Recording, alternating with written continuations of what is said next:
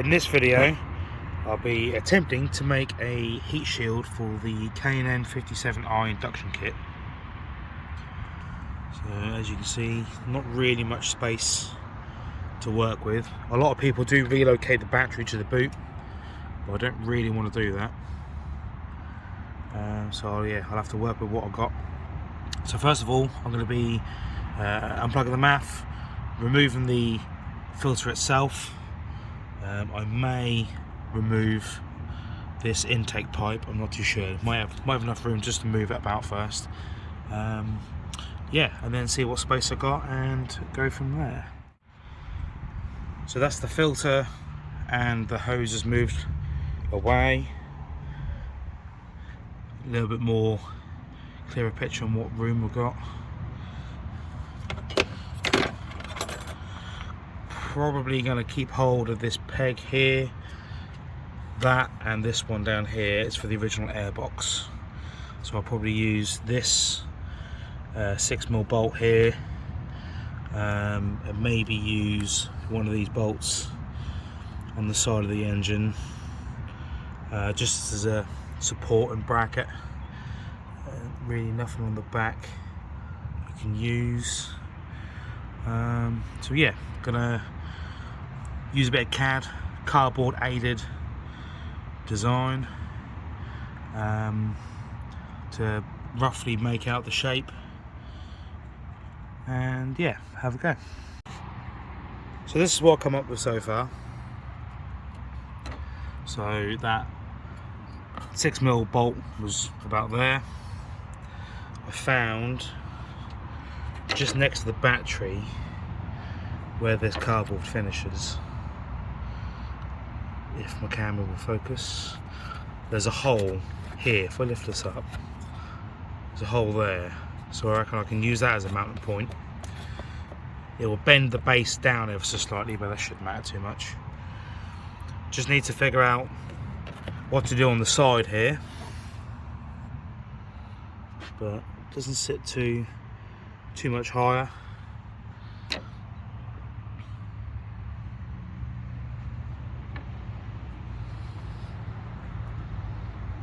Yeah, shouldn't be too bad. Still plenty of movement. I'll eventually change this pipe to a silicone one to match the others, but for now, the standard one will do. Next thing I need to think of is cold air feed. The original one comes from here. I'll just grab it. So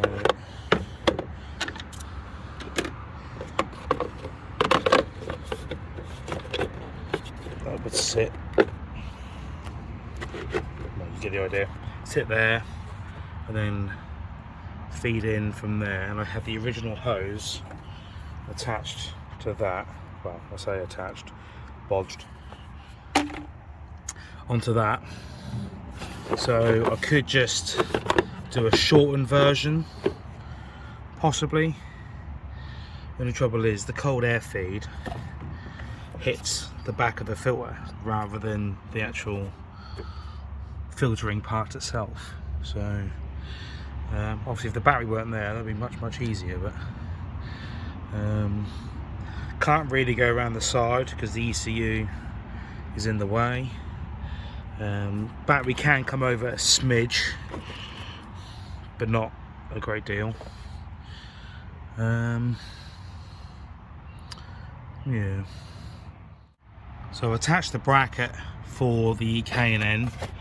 This was a very rough guess, so that then needs to be remeasured when I do the final cut. But I've now shifted the battery all the way forward, and it's probably got the wrong size battery, 063, I'm not too sure without looking it up, but I've got all this space on the back of the battery tray. What I could do is, because I'll have to remove the battery anyway when it comes to fitting the actual heat shield, is cut a big hole out of that battery tray, and the idea is to get another moulding for the bumper, remove this fog light, and make a cold air feed that goes underneath. May not be able to see on the camera, but it would go underneath, under the battery, and then come out of this hole on the battery tray to the air filter. So may not be very effective, but any extra cold air is better than none. Obviously the original airbox is a good design, having the cold air feed from the front, from the grill, going straight to the bottom of the airbox. But it's just an awkward position with the K&N filter being backwards. So yeah, let's get this all removed again. I've got a nice bit of stainless steel to use for the box itself. So yeah, I'll make a start. I've now marked out the box on the sheet of stainless steel that I've got. So as you can see, this one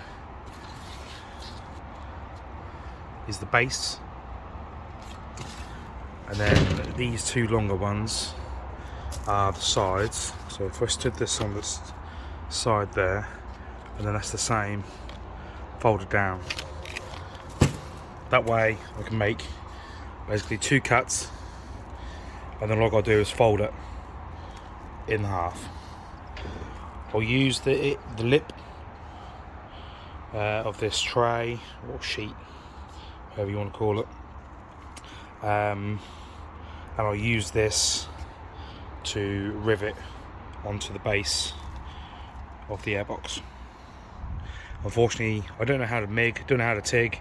Obviously we TIG welding for stainless, but I'm trying to keep on the cheap. Rivets will do for now. I think that's probably going to be the best option. I don't really want to nut and bolt it. That'll just be a chore. Yeah, and then maybe get it welded later on, but for now I'll just rivet it. So yeah, I'll just go ahead and cut this out with a grinder and on to the next bit. And there we have it, all cut out, edges deburred. I think that's the right term, deburred. So yeah, anyway, just need to drill the holes on the lip, ready for the rivets. I can then fold the larger piece. Luckily how this has worked out is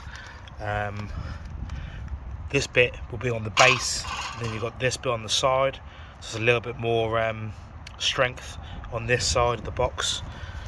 So yeah, go ahead and drill it and see how it looks. So it's now time to rivet the two pieces together and start stripping the engine bay again, remove the battery and fit it. So this is the original cardboard template that I originally made, and that's the finished product.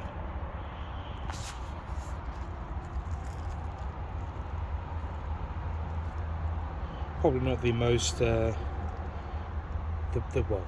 best solution of doing it, or the best way of doing it. I don't claim to be a fabricator or an engineer or anything like that. Sort of learned as I went, or have been since I've been messing around with cars. So yeah, very pleased with that. A bit annoyed that I caught the grinder on there, but you probably won't see it once it's on the car. I think the boost hose hides it. But yeah, very happy with it.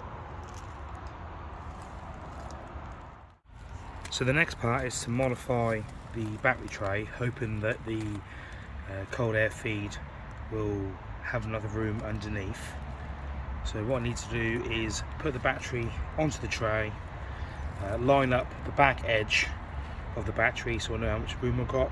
I did have a very rough measure while it was on the car, and it should be enough room, but obviously I'll find out now.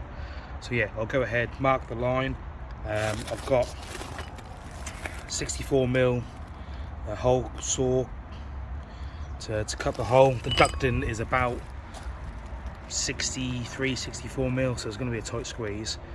So yeah, I'll go ahead, mark the line, mark where I want to drill it, and yeah, hopefully there's enough clearance.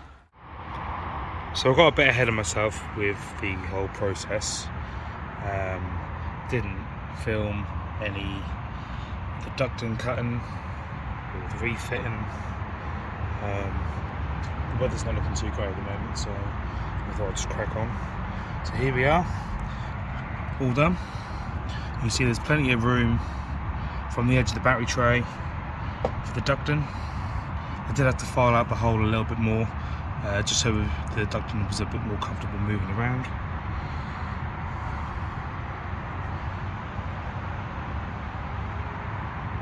The edging I've got is too big, so I need to order some more just to tidy it up a bit, but very pleased with how it's come out.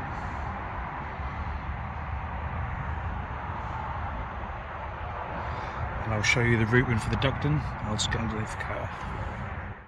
So underneath the car, I apologise for the bad lighting, but for some reason my phone flash won't go on. So the ducting comes from underneath the battery tray. It goes either side of the clutch slave line and the coolant expansion bottle. The original plan was to go to the fog light. You can just about see the fog light there. That's the bulb there. But I think this is going to cause too much restriction, too many bends on the ducting. So I've cable tied the end of the duct to the wiring loom that's on the side here. Then a view from the front.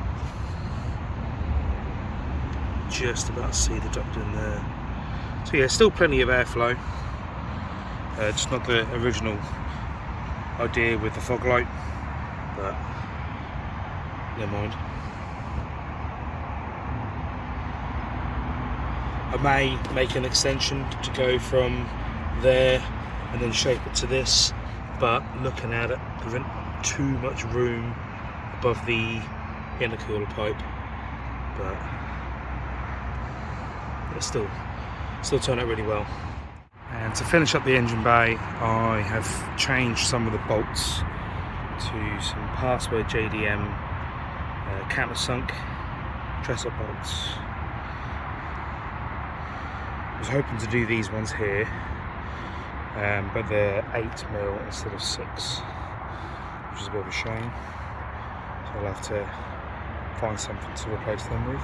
But yeah, overall, very happy.